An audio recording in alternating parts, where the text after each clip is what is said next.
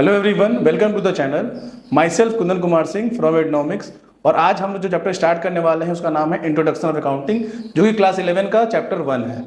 इससे पहले हमने चैप्टर 2 कवर किया था, बेसिक अकाउंटिंग टर्म्स। तो एक बार अगर वो चैप्टर आप करके आएंगे तो यहाँ पे समझने में और आसानी होगी। तो चलिए स्टार्ट करते हैं चैप्टर 1 11 अकाउंटेंसी, जिसका नाम है meaning and objective of accounting, जो कि ISC और CBSE दोनों में है। तो हम लोग CBSE से DK गोयल को फॉलो करेंगे और ISC से TS ग्रेवाल फॉलो करेंगे। कोशिश करेंगे कि एक एक करके सारे टॉपिक को हम कवर कर सके और आसानी से आपको समझा सके। तो सबसे पहले समझते हैं कि अकाउंटिंग का नीड क्या है, हम लोग क्यों अकाउंटिंग करते हैं। तो समझते हैं कि अगर कोई भी इंसान बिजनेस कर रहा है, कोई भी बिजनेसमैन बिजनेस कर रहा है, तो at the end of the year वो सबसे पहले क्या जानना चाहेगा। तो सबसे पहले वो ये जानना चाहेगा कि पूरे साल जो हमने बिजनेस किया उसमें मेरे को मुनाफा हो रहा है या नुकसान हो रहा है, मतलब प्रॉफिट या लॉस हो रहा है। पूरे साल भर में हमने कितने का परचेस किया, कितने का सेल्स किया, कितना सैलरी पे कर रहे हैं, कितना रेंट पे कर रहे हैं। और ये सब चीज़ तभी हम जान पाएंगे जब हम सभी चीज़ों को अच्छे से रिकॉर्ड करके रखेंगे। तो अकाउंटिंग क्या हो गया, जस्ट बिजनेस में होने वाले एक्टिविटी को हम जो रिकॉर्ड करते हैं उसी को बोलते हैं अकाउंटिंग। लेकिन अकाउंटिंग यहाँ से ख़त्म नहीं होता है, अकाउंटिंग यहाँ से स्टार्ट होता है। ट्रांजेक्शन को रिकॉर्ड करके प्रॉफिट कैलकुलेट करने का जो पूरा प्रोसेस है, मतलब जब ट्रांजेक्शन को रिकॉर्ड किए, रिकॉर्ड करने के बाद जितने भी स्टेप फॉलो करके हम जो प्रॉफिट कैलकुलेट कर रहे हैं, फिर उसको एनालिसिस कर रहे हैं, कम्युनिकेट कर रहे हैं, ये इस पूरे प्रोसेस को बोलते हैं अकाउंटिंग। और अकाउंटिंग को हम लोग लैंग्वेज भी बोलते हैं बिजनेस का, कि वो बिजनेस का एक लैंग्वेज है, जो बिजनेस की एक भाषा है। तो समझते हैं अच्छे से अकाउंटिंग क्या है। तो अकाउंटिंग क्या है, आर्ट। हम लोग क्या बोलते हैं, accounting is the art of recording. Accounting क्या है, एक आर्ट, एक टेक्निक है ट्रांजेक्शन को रिकॉर्ड करके प्रॉफिट कैलकुलेट करने का जो पूरा टेक्निक है, इस पूरे टेक्निक को हम लोग बोलते हैं अकाउंटिंग। अब नेक्स्ट टॉपिक हम लोग डिस्कस करने वाले हैं फीचर्स ऑफ अकाउंटिंग, कि अकाउंटिंग के क्या फीचर्स हैं। तो सबसे फर्स्ट पॉइंट है जो कि CBSE में है, कि accounting is an art as well as science. CBSE DK Goyal के बुक में ये फीचर्स में कवर किया गया हुआ है, और TS ग्रेवाल में ये अलग से एक स्टेटमेंट है कि अकाउंटिंग क्या आर्ट है या साइंस है। ये आपको आपसे पूछ रहा है कि स्टेटमेंट के क्या है, आपको प्रूफ करो। अगर है तो प्रूफ करो, नहीं है तो प्रूफ करो। तो हम ये बोलते हैं कि अकाउंटिंग आर्ट भी है और साइंस भी है। कैसे उसको समझते हैं, अकाउंटिंग इज द आर्ट, मतलब अकाउंटिंग क्या है, एक टेक्निक है। आर्ट मीन्स क्या हो गया, टेक्निक। टेक्निक मीन्स कला, मतलब ट्रांजेक्शन को रिकॉर्ड करके प्रॉफिट कैलकुलेट करने का जो पूरा टेक्निक है, उस पूरे टेक्निक को हम लोग बोलते हैं अकाउंटिंग। इसीलिए अकाउंटिंग क्या हो गया, आर्ट भी हो गया। और अब आता है साइंस। तो साइंस का मतलब क्या होता है कि अगर कहीं पे भी कुछ प्रिंसिपल फॉलो हो रहा है, अगर कहीं पे भी कुछ प्रिंसिपल फॉलो हो रहा है तो हम लोग क्या बोलते हैं, साइंस। और अकाउंटिंग फुल्ली प्रिंसिपल बेस्ड ही है। हम जो भी अकाउंटिंग कर रहे हैं वो हमारे लिए कुछ नियम, कंसेप्ट, प्रिंसिपल बनाए गए हैं, रूल्स बनाए गए हैं, जिनको हमको फॉलो करना है अकाउंटिंग करते वक्त। तो अकाउंटिंग मेरा क्या हो गया, साइंस भी हो गया। तो क्या समझे कि अकाउंटिंग मेरा आर्ट भी है और साइंस भी है। अब आता है next point, recording of financial transaction only. हम लोग सिर्फ फाइनेंशियल ट्रांजेक्शन को ही रिकॉर्ड करेंगे। इसको हम लोग ये भी पूछ सकते हैं, identify the transaction, identify the financial transaction. मतलब हमको पहले आइडेंटिफाई करना है कि वो कौन से ट्रांजेक्शन है जिसको हमको अपने बुक में रिकॉर्ड करना है। तो पहले समझते हैं कि फाइनेंशियल ट्रांजेक्शन होते क्या है।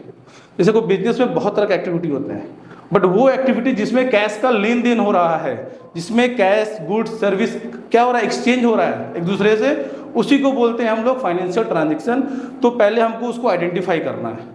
उसके बाद फिर क्या करना है, recording in terms of money, मतलब उसको हमको मनी के टर्म्स में क्या करना है, रिकॉर्ड करना है। Recording in terms of money, मतलब उसको या तो बोल सकते हैं मेजर करना है, कि जो ट्रांजेक्शन है उसको मेजर कीजिए कि उस ट्रांजेक्शन का मनी मेजरमेंट वैल्यू कितना है। जिस कंट्री का वो ट्रांजेक्शन है उस कंट्री के वैल्यू में हमको उसको मेजर करना है, उसके बाद उसको रिकॉर्ड करना है। Next point, classifying. मतलब पहले तो समझ गए रिकॉर्ड करना, तो समझ गए कि ट्रांसफर को कैसे रिकॉर्ड करना है। फर्स्ट क्या समझे, आइडेंटिफाई करना है, फिर उसको मेजर करना है, मेजर करके उसको रिकॉर्ड करना है। और सबसे पहले जहाँ रिकॉर्ड करते उसको बोलते हैं हम लोग जर्नल। रिकॉर्ड करने के बाद क्या करते हैं, सभी ट्रांजेक्शन को हम उसके नेचर के हिसाब से बांट देते हैं। इसको बोलते हैं क्लासीफाइंग करना। जो और बांटते कहाँ पे हैं, लेजर, अकाउंट। इसको हम लोग लेजर और अकाउंट भी बोलते हैं। Next point, summarising. मतलब हम लोग रिकॉर्ड कर लिए, क्लासीफाई कर लिए, अब इनका टोटल बैलेंस निकालेंगे। टोटल बैलेंस निकालना मतलब इसको पूरे साल जो मैंने परचेस किया, जैसे मैंने पूरे साल जो बिजनेस किया उसको हम पहले एक जगह रिकॉर्ड किए। रिकॉर्ड करने के बाद क्या किया, उसको क्लासीफाई कर दिए। इसे परचेस को एक जगह रिकॉर्ड कर दिए, सेल्स को एक जगह कर दिए, सैलरी को एक जगह कर दिए, रेंट को एक जगह कर दिए, और उसके बाद उसका टोटल बैलेंस निकाल रहे हैं। उस टोटल बैलेंस को ही हम लोग क्या बोलते हैं, समराइज करना। और फिर उससे हम लोग रिजल्ट इंटरप्रेट करते हैं, उसको बोलते हैं इंटरप्रिटेशन ऑफ द रिजल्ट। मतलब प्रॉफिट एंड लॉस कैलकुलेट करेंगे, जो समराइज बैलेंस है उससे हम अपना प्रॉफिट लॉस कैलकुलेट करेंगे।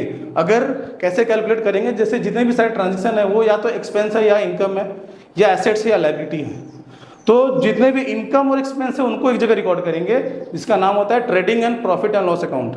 और वहाँ पे इनकम को एक साइड रिकॉर्ड करेंगे, एक्सपेंस को एक साइड रिकॉर्ड करेंगे। अगर हमारा इनकम एक्सपेंस से ज़्यादा हो गया तो क्या है, मेरा प्रॉफिट है, और अगर एक्सपेंस ज़्यादा है मेरे इनकम से तो हो गया लॉस। तो इस तरीके से हम अपना रिजल्ट इंटरप्रेट करेंगे। और लास्ट में आता है कम्युनिकेटिंग। कम्युनिकेटिंग क्या हो रहा है कि जो मेरा रिजल्ट है वो क्या करेगा, कम्युनिकेट करेगा किसके साथ, जो इंटरेस्टेड यूजर्स हैं, वो लोग जिनको हमारे बिजनेस में इंटरेस्ट है उनसे ये कम्युनिकेट करेगा। एग्जाम्पल समझते हैं, जैसे कि अगर कोई इन्वेस्टर मेरे बिजनेस में इन्वेस्ट करना चाहता है तो हो सकता है कि अगर हम उसको अपने बिजनेस के बारे में बताएंगे तो उसको ये लग सकता है कि शायद हम उसको झूठ बोल सकते हैं, उसको मिस रिप्रेजेंट कर सकते हैं। लेकिन अगर वो मेरा अकाउंटिंग चेक करेगा, मेरे बुक्स चेक करेगा, तो उसमें उसको जो भी जानकारी चाहिए वो उसको आसानी से मिल जाएगा और उसको मन में कोई भी शक पैदा नहीं होगा, नहीं हम झूठ बोल रहे हैं, गलत बोल रहे हैं। तो इस तरीके से क्या हो गया कि ट्रांजेक्शन को रिकॉर्ड किए, रिकॉर्ड करने के बाद क्लासीफाई किए, फिर समराइज किए, फिर उससे रिजल्ट इंटरप्रेट किए, और हमारा रिजल्ट फिर क्या कर रहा है, कम्युनिकेट कर रहा है किसके साथ, इंटरेस्टेड यूजर्स के साथ। तो ये कवर हुआ हमारा फीचर्स और कैरेक्टरिस्टिक ऑफ अकाउंटिंग, और इसके साथ एक स्टेटमेंट भी कवर किया हम लोग कि is accounting is an art और साइंस। तो क्या समझे आर्ट साइंस में कि आर्ट का मतलब क्या होता है, टेक्निक, टेक्निक मीन्स कला। तो अकाउंटिंग क्या एक टेक्निक है ट्रांजेक्शन को रिकॉर्ड करने का, इसीलिए अकाउंटिंग को आर्ट भी बोलते हैं। और साइंस क्यों बोलते हैं कि साइंस का मतलब क्या हो गया, अगर कहीं पे भी कुछ प्रिंसिपल फॉलो हो रहा है तो उसको हम लोग बोलते हैं साइंस, और अकाउंटिंग फुल्ली प्रिंसिपल बेस्ड ही है। तो ये हमारा फर्स्ट टॉपिक कवर हुआ आपका features of accounting. Next topic है ऑब्जेक्टिव।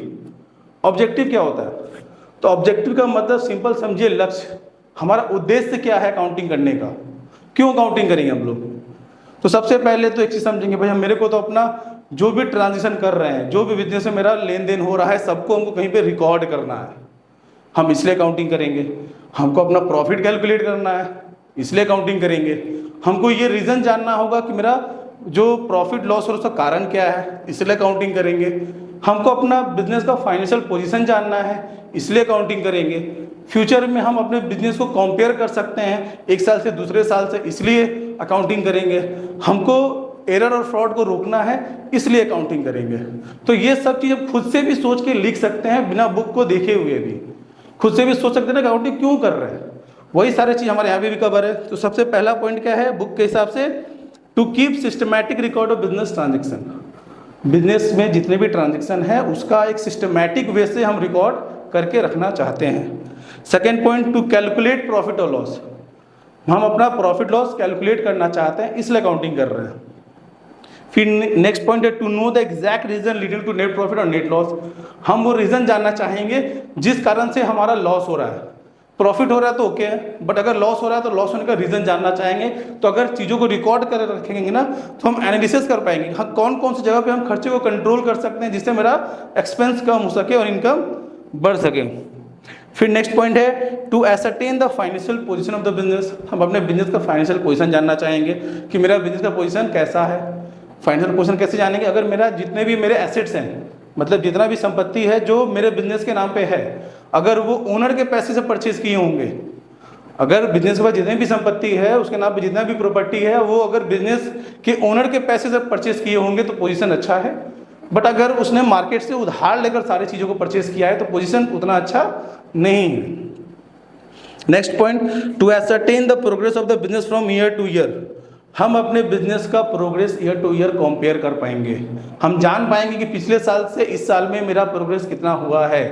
इसको बोल सकते हैं कॉम्परेटिव स्टडी, हम कंपेयर कर पाएंगे एक साल से दूसरे साल को। फिर नेक्स्ट है to prevent and detect error and fraud.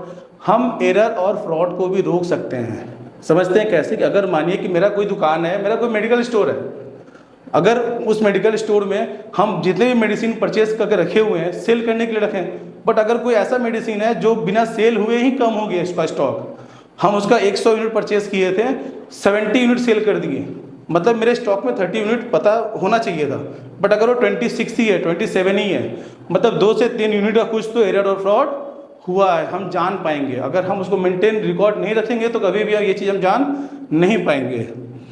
और फिर लास्ट पॉइंट है to provide information to various party, same like communicating, जो हम लोग फीचर में कम्युनिकेटिंग समझे थे, सेम पॉइंट है ये कि हम इंफॉर्मेशन प्रोवाइड कर पाएंगे किसको, अपने यूजर्स को। वो जो यूजर्स हैं जिनको मेरे बारे में जानना है उनको इंफॉर्मेशन हम लोग दे पाएंगे। तो ये रहा ऑब्जेक्टिव ऑफ अकाउंटिंग।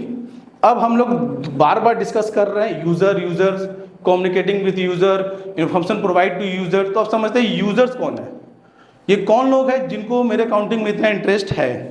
तो देखिए यूजर्स दो टाइप के होते हैं, internal and external. Internal user कौन से हो गए, जो ऑर्गेनाइजेशन के अंदर के लोग हैं। एग्जाम्पल ले लेते हैं ओनर एंड मैनेजमेंट, ये वो लोग हैं जो ऑर्गेनाइजेशन के अंदर के लोग हैं, इनको हम लोग बोलते हैं इंटरनल। एक्सटर्नल कौन हो गए, जो ऑर्गेनाइजेशन के बाहर के लोग हो गए, जैसे बैंक हो गया, फाइनेंशियल इंस्टीट्यूशन हो गया, गवर्नमेंट हो गया, क्रेडिटर हो गया, फाइनेंशियल इंस्टीट्यूशन हो गया, टैक्स अथॉरिटीज हो गए, कंज्यूमर हो गया, एम्प्लॉय हो गया। ये सब कहाँ पे आएंगे, एक्सटर्नल यूजर, जो ऑर्गेनाइजेशन के लोग नहीं है, वो बाहर के लोग हैं और उनको हमारे बिजनेस में इंटरेस्ट है। अब समझते हैं क्यों उनको इंटरेस्ट और क्यों वो जानना चाहेंगे। तो सबसे पहला इंटरनल यूजर को समझते हैं। फर्स्ट पॉइंट क्या है, ओनर। ओनर भाई क्यों नहीं जानेगा, उसका बिजनेस है, बिजनेस का वो खुद का मालिक है, तो वो चेक करेगा ना कि बिजनेस का पोजीशन कैसा चल रहा है, बिजनेस में क्या लेन देन हो रहा है, क्या प्रॉफिट हो रहा है, क्या लॉस हो रहा है, तो वो तो जानेगा ही। तो ओनर तो मेरा अकाउंटिंग को चेक करेगा ही। सेकेंड हो गया मैनेजमेंट। तो मैनेजमेंट क्यों चेक करेगा, भाई बिजनेस को मैनेज कर रहा है, उसके ऊपर सारी जिम्मेदारियां दी गई हैं बिजनेस को मैनेज करने का, तो वो तो बिजनेस अकाउंटिंग को चेक करेगा ही, क्योंकि उससे वो हेल्प लेके चीज़ों को और अच्छा से काम कर सकता है। तो ये हो गया मेरा इंटरनल। अब आते हैं एक्सटर्नल, बाहर के लोग। तो एक्सटर्नल में हो गया मेरा पोटेंशियल इन्वेस्टर, या फिर इन्वेस्टर भी बोल सकते हैं। पोटेंशियल इन्वेस्टर कौन होते हैं पहले वो समझते हैं। इन्वेस्टर वो लोग हैं जो हमारे बिजनेस में इन्वेस्ट किए हुए हैं, और पोटेंशियल इन्वेस्टर कौन हो गए, जो इन्वेस्ट करने का सोच रहे हैं। तो वो लोग जो हमारे बिजनेस में इन्वेस्ट करने का सोच रहे हैं, वो अकाउंटिंग चेक करेंगे, अकाउंटिंग देख के समझेंगे कि क्या ये बिजनेस मेरे को इन्वेस्ट करने लायक है या नहीं। अगर उनको लगे नहीं बिजनेस बहुत अच्छा चल रहा है, इसमें इन्वेस्ट करेंगे तो फ्यूचर में हमको फायदा है, तो मेरे बिजनेस में इन्वेस्ट कर सकता है। तो ये हो गए मेरे पोटेंशियल इन्वेस्टर। फिर आता है बैंक और फाइनेंशियल इंस्टीट्यूशन। तो बैंक और फाइनेंशियल इंस्टीट्यूशन क्यों चेक करेगा, भाई अगर हम किसी से लोन मांगने जाएंगे तो लोन किस बेसिस पे देगा, वो मेरे अकाउंटिंग को देखकर ही देगा कि बिजनेस को क्या, बिजनेस मेरा लोन जो हमसे लेगा वो क्या पैसा चुका पाएगा। अगर मेरे को लगेगा कि हाँ वो बिजनेस में जो लोन ले रहा है मेरे से बिजनेस, वो पैसा मेरे को टाइम पे रिटर्न कर देगा, मेरे को मेरा इंटरेस्ट EMI सब पे कर देगा, तो उसको हम लोग लोन दे सकते हैं। फिर आ गया गवर्नमेंट। तो गवर्नमेंट क्यों चेक करेगा, भाई गवर्नमेंट और टैक्स अथॉरिटी ये इसलिए चेक करेगा कि जो बिजनेस है वो अपने जिम्मेदारी को निभा रहा है कि नहीं निभा रहा है, वो बिजनेस जो है वो अपना जो भी प्रॉफिट है वो सही से डिस्क्लोज कर रहा है कि नहीं कर रहा है, क्योंकि अगर प्रॉफिट से डिस्क्लोज नहीं करेगा तो टैक्स नहीं देगा।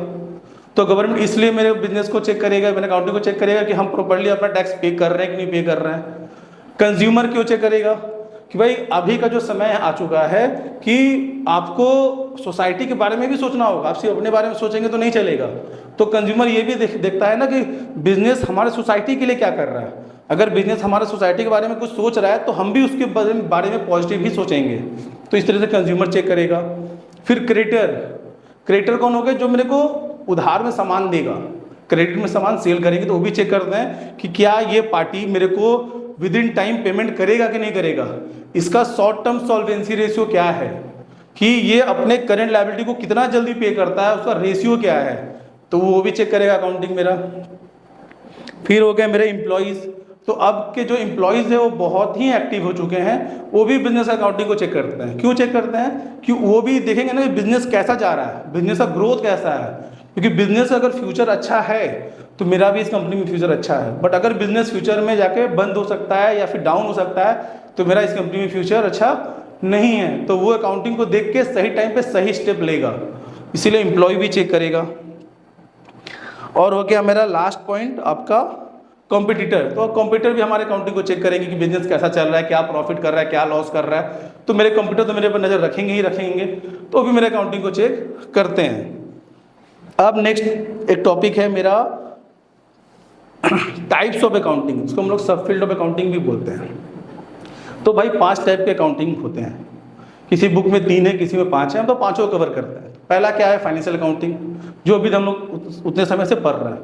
क्या हुआ फाइनेंशियल अकाउंटिंग, कि ट्रांजैक्शन को रिकॉर्ड करना है, बिजनेस में होने वाले एक्टिविटी को रिकॉर्ड करना है, रिकॉर्ड करके क्लासीफाई करके समराइज करके उससे प्रॉफिट कैलकुलेट करना है, फिर उससे डिसीजन लेना है, कम्युनिकेट करेगा वो यूजर्स के साथ। तो ये सारे चीज़ क्या हो गया फाइनेंशियल अकाउंटिंग। फाइनेंशियल अकाउंटिंग क्या करता है, सिर्फ ट्रांजेक्शन को रिकॉर्ड कर रहा है, रिकॉर्ड करके प्रॉफिट कैलकुलेट कर रहा है। लेकिन अगर हम कोई ऐसे कंपनी है जो गुड्स मैन्युफैक्चर करे, गुड्स बना रहे हैं, तो मेरे को उस गुड्स का कॉस्ट कैलकुलेट करना पड़ेगा। एग्जाम्पल समझते हैं, जैसे कि मानिए ये मार्कर है, मैंने ये मार्कर परचेज किया 20 रुपये में, तो इसको हम 25 में सेल कर सकते हैं। ये फाइनेंशियल अकाउंटिंग बहुत आसान है कि 20 में खरीद रहे हैं, 25 में बेच रहे हैं। लेकिन अगर ये मैन्युफैक्चर अगर ये मार्कर हम मैन्युफैक्चर कर रहे हैं, बना रहे हैं, प्रोड्यूस कर रहे हैं, तो एक बार में एक तो नहीं बना रहे होंगे, एक बार में हम लाखों बना रहे होंगे, तो एक का प्राइस कितना होगा वो कैसे कैलकुलेट करेंगे? उसको कैलकुलेट करने के लिए हमको क्या करना पड़ेगा, कॉस्ट अकाउंटिंग। तो अगर किसी भी प्रोडक्ट का कॉस्ट कैलकुलेट करना है, कॉस्ट एसरटेन करना है, तो हमको क्या करना पड़ता है, कॉस्ट अकाउंटिंग। फिर आ गया टैक्स अकाउंटिंग। तो टैक्स अकाउंटिंग क्या हो गया कि अगर हम अपना टैक्स पे करने के लिए अकाउंटिंग कर रहे हैं, बहुत से लोग ऐसे होते हैं जो पूरे साल अकाउंटिंग नहीं कर रहे हैं, at the end of the year जब उनको इनकम टैक्स फाइल करना है तो सिर्फ उसके लिए अपना पीएल बैलेंस शीट बना रहे हैं। तो अगर हम अपने टैक्स को पे करने के लिए, टैक्स को एसरटेन के लिए अकाउंटिंग कर रहे हैं, तो उसको हम लोग क्या बोलेंगे, टैक्स अकाउंटिंग। फिर नेक्स्ट आता है मैनेजमेंट अकाउंटिंग। तो अगर हम अपने अकाउंटिंग को इस तरीके से प्रेजेंट करें जिससे मेरे मैनेजमेंट को हेल्प मिले, बिजनेस को प्लान करने में, कंट्रोल करने में, मैनेज करने में, तो उसको हम लोग क्या बोलेंगे, मैनेजमेंट अकाउंटिंग। और लास्ट टॉपिक है सोशल रिस्पॉन्सिबिलिटी अकाउंटिंग। मतलब हम सोसाइटी के लिए क्या कर रहे हैं। अभी का जो समय है वो क्या हो गया कि हमको सोसाइटी के बारे में भी सोचना होगा, कॉर्पोरेट का कुछ सोशल रिस्पॉन्सिबिलिटी भी है, तो कॉर्पोरेट जो भी अपना सोशल रिस्पॉन्सिबिलिटी निभा रहा है उसका भी अकाउंटिंग करेगा, और उस अकाउंटिंग को हम लोग क्या बोलेंगे, सोशल रिस्पॉन्सिबिलिटी अकाउंटिंग। ठीक है, तो ये हो गया कवर मेरा टाइप्स ऑफ अकाउंटिंग। अब एक 2-3 टॉपिक ही बच रहा है इस चैप्टर में। अब एक टॉपिक बच रहा है एडवांटेज डिसएडवांटेज, और एक टॉपिक बच रहा है हमारा बुक कीपिंग क्या होता है, अकाउंटिंग क्या होता है, अकाउंटेंसी क्या होता है। इस 3 चीज़ों में बच्चों को बहुत ही कन्फ्यूजन रहता है, तो एक एक करके समझते हैं आसानी से। तो बुक कीपिंग, अकाउंटिंग और अकाउंटेंसी। तो अकाउंटेंसी को पहले समझते हैं। अकाउंटेंसी क्या है, अकाउंटेंसी एक रूल है।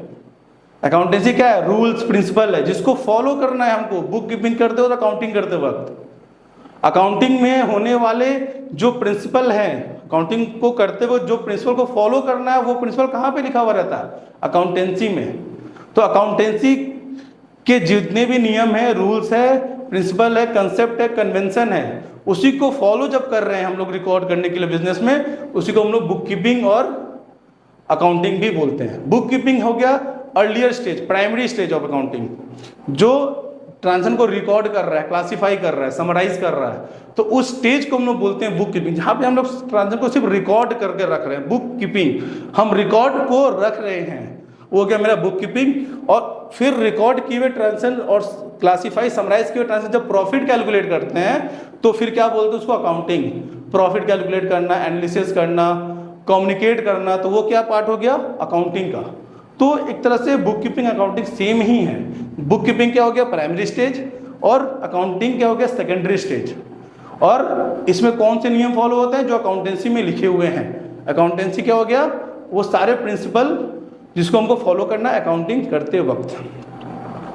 अब हमारा टॉपिक है जो हम कवर करने वाले हैं, एडवांटेज एंड डिसएडवांटेज। अच्छा, उससे पहले एक टॉपिक हमारा बचता है फंक्शन ऑफ अकाउंटिंग। तो फंक्शन एक तरह से फुल्ली ऑब्जेक्टिव अकाउंटिंग की तरह ही हो गया। तो पहला इसमें क्या है, maintaining complete and systematic record. Function का पहला पॉइंट क्या हो गया, maintaining complete and systematic record. हम अपने ट्रांजेक्शन का रिकॉर्ड को मेंटेन रखेंगे और फुल्ली कंप्लीट ट्रांजेक्शन को रिकॉर्ड करेंगे। मतलब वही सिस्टमैटिक वे से ट्रांजेक्शन को रिकॉर्ड करना, maintain complete and systematic record. हम कंप्लीट रिकॉर्ड को मेंटेन करके रखेंगे अपने बिजनेस में। फिर प्रिपरेशन ऑफ फाइनेंशियल स्टेटमेंट, वही हम अपना फाइनेंशियल स्टेटमेंट को प्रिपेयर कर रहे हैं, अकाउंटिंग कर रहे हैं। नेक्स्ट टॉपिक है फंक्शन ऑफ अकाउंटिंग, कि अकाउंटिंग के क्या फंक्शन है।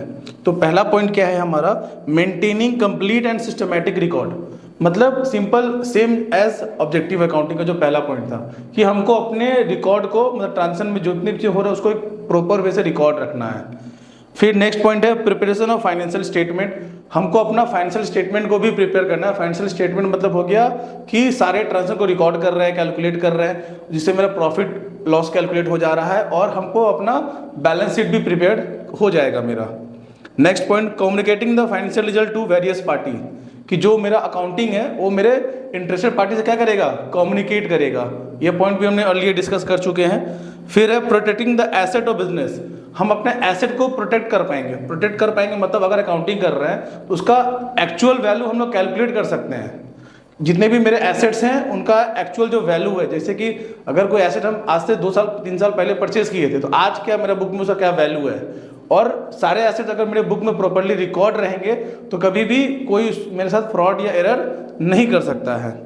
नेक्स्ट पॉइंट है provide assistance to management. Management को हेल्प करता है बिजनेस को मैनेज करने में, प्लान करने में, कंट्रोल करने में। और लास्ट पॉइंट है कॉम्प्लायंस ऑफ लीगल नीड। हमारा लीगल नीड को भी पूरा करता है।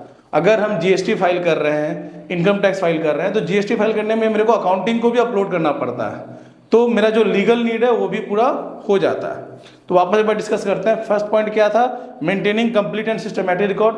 हम अपने ट्रांजेक्शन का अच्छे से एक मेंटेनिंग रिकॉर्ड को मेंटेन कर पा रहे हैं और कंप्लीटली इसको रिकॉर्ड रख रहे हैं। Next point preparation of financial statement. Financial statement मेरा प्रिपेयर हो जाएगा। और थर्ड पॉइंट क्या है, communicating the financial result to various party. हमारा जो अकाउंटिंग है वो क्या करेगा, कम्युनिकेट करेगा किससे, जो वेरियस पार्टी है जिनको हमारे अकाउंटिंग में, हमारे बिजनेस में इंटरेस्ट है। Protecting the asset of the business. अगर ट्रांजेक्शन को रिकॉर्ड करके रखना है तो मेरे बुक में मेरे एसेट का क्या वैल्यू वो मेरे को पता रहेगा, तो कभी भी कुछ फ्रॉड होने का चांसेस नहीं रहेगा।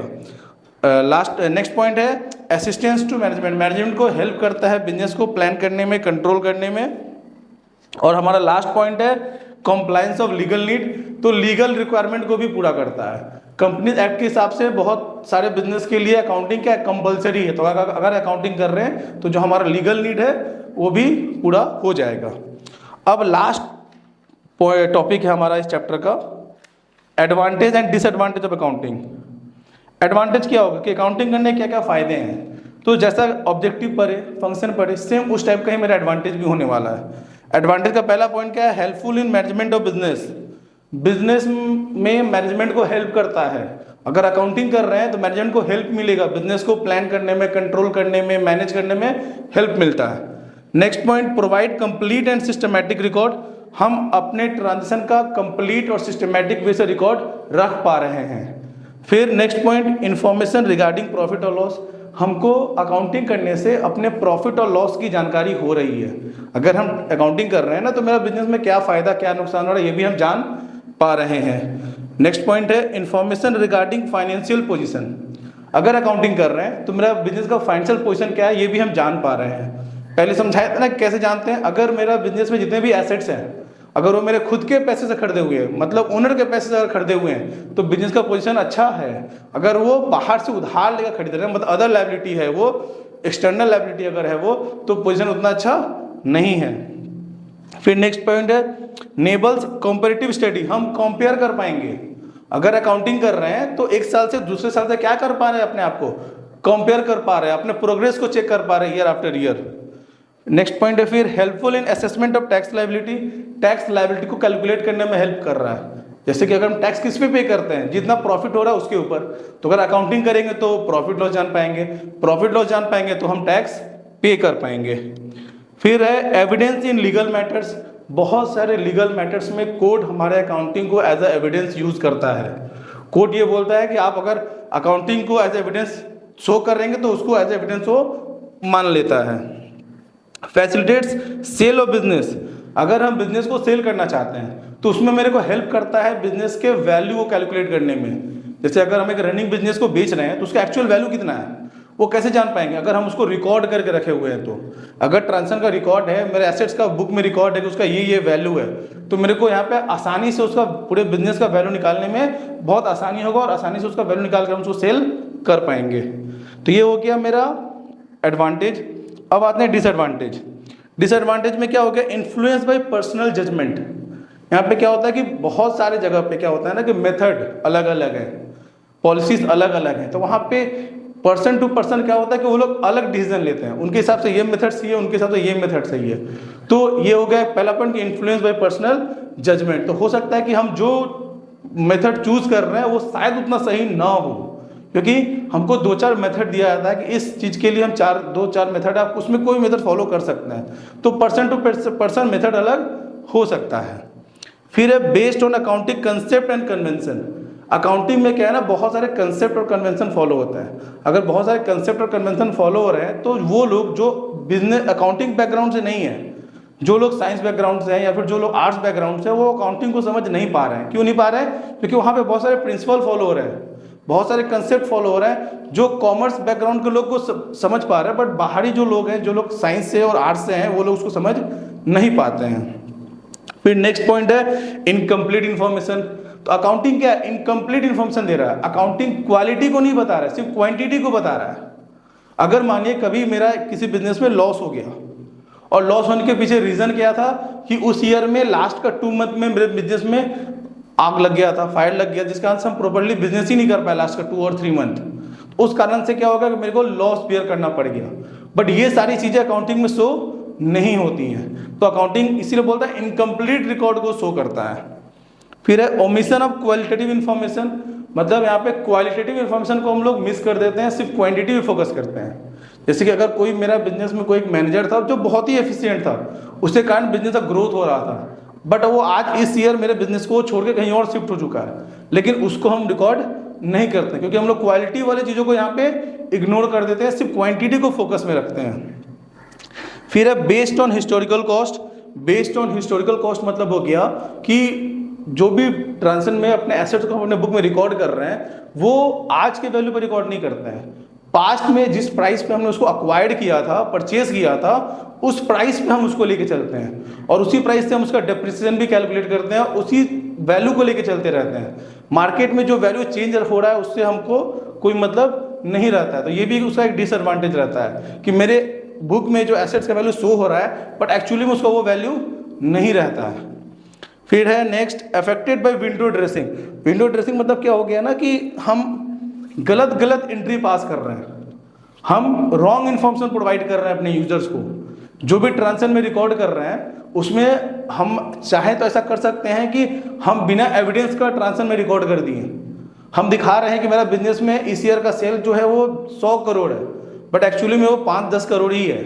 हम रॉन्ग सेल का एंट्री मार रहे हैं, दिखा रहे हैं कि हमने एसेट परचेस कर रहे हैं बट एसेट परचेस कर नहीं रहे हैं एक्चुअल में। तो यहाँ पे वो भी एक तो डिसएडवांटेज है कि कुछ लोग ऐसा करते हैं कि वो लोग रॉन्ग इन्फॉर्मेशन प्रोवाइड करते हैं अपने बुक में। और लास्ट पॉइंट है अनसुटेबल फॉर फोरकास्टिंग। फोरकास्टिंग मतलब अगर हम फ्यूचर प्लान कर रहे हैं तो वहाँ पे कभी कभी ये अनसुटेबल रहता है कि अगर गवर्नमेंट पॉलिसी चेंज कर दे, रूल चेंज कर दे, तो वहाँ पे ये अनसुटेबल हो जाता है हमारे लिए। तो ये हो गया लिमिटेशन। अब नेक्स्ट एक लास्ट पॉइंट है जो छूट गया हमारा, वो है qualitative characteristic of accounting, attributes of accounting. ये ज़्यादातर सीबीएसई में है, आईएससी में नहीं है, उसको डिस्कस कर लेते हैं। 4 पॉइंट है, रिलायबिलिटी, रेलिवेंस, अंडरस्टैंडेबिलिटी, कॉम्परेबिलिटी और एक और टॉपिक है फेथफुल इंफॉर्मेशन, फेथफुल प्रेजेंटेशन। तो पहला पॉइंट क्या है? रिलायबिलिटी। रिलायबिलिटी मतलब क्या हो गया कि हम जो भी अकाउंटिंग कर रहे हैं, जो भी अकाउंटिंग अपने बुक में रिकॉर्ड करो रिलायबल होना चाहिए। रिलायबल मतलब विश्वसनीय होना चाहिए। और वो कब होगा? जब हम एज पर एविडेंस रिकॉर्ड करेंगे। अगर हमको सेल्स का रिकॉर्ड करना है तो सेल्स रिकॉर्ड कैसे करेंगे? हम सेल्स बिल को देकर रिकॉर्ड करेंगे। परचेज का रिकॉर्ड करना है तो कैसे करेंगे? परचेज बिल देकर रिकॉर्ड करेंगे। हम किसी के बोलने से रिकॉर्ड नहीं करेंगे, मेरे को जो एविडेंस, जो डॉक्यूमेंट दिया जाएगा उसके बेसिस पे हम ट्रांजेक्शन को रिकॉर्ड करेंगे। फिर रेलिवेंस। रेलिवेंस मतलब रेलिवेंट, मतलब वो टॉपिक से रिलेटेड होना चाहिए। हम जो भी चीज़ों को रिकॉर्ड कर रहे हैं वो क्या होना चाहिए? Relevance, related to topic. और फिर है अंडरस्टैंडेबिलिटी। हम अकाउंटिंग ऐसा करें जो दूसरे लोग समझ पाए। हम जो भी अकाउंटिंग कर रहे हैं, बुक में जो भी जो रिकॉर्ड कर रहे हैं, वो इस तरीके से रिकॉर्ड करना है कि जो दूसरे लोग भी उसको आसानी से समझ सके। इसको बोलते हैं अंडरस्टैंडेबिलिटी, कि बाकी लोग भी इसको अंडरस्टैंड कर सके। फिर है कॉम्परेबिलिटी। कॉम्परेबिलिटी मतलब अकाउंटिंग इस तरीके से करना है कि इसको हम कंपेयर कर सके। कंपेयर कैसे करेंगे? कि हमको ईयर आफ्टर ईयर अपने मेथड, अपने पॉलिसीज को चेंज नहीं करना है। जो पॉलिसी अडॉप्ट कर ली है, जो मेथड अडॉप्ट किए, वही हमको ईयर आफ्टर ईयर सेम उसी को लेके चलना है, जिससे हम लोग कंपेयर कर सके। और लास्ट फुल है फेथफुल प्रेजेंटेशन। हम जो भी चीज़ को रिकॉर्ड कर रहे हैं वो क्या होना चाहिए? फेथफुल। उसमें कोई भी गलत इन्फॉर्मेशन को हमको रिकॉर्ड नहीं करना है। तो ये हो गया हमारा चैप्टर 1 अकाउंटेंसी क्लास 11 का। इसके लेकर कोई भी डाउट है आपके मन में तो आप मेरे को कमेंट में लिख सकते हैं। उसका जो भी प्रॉब्लम होगा हम उसके लिए नेक्स्ट वीडियो बना देंगे।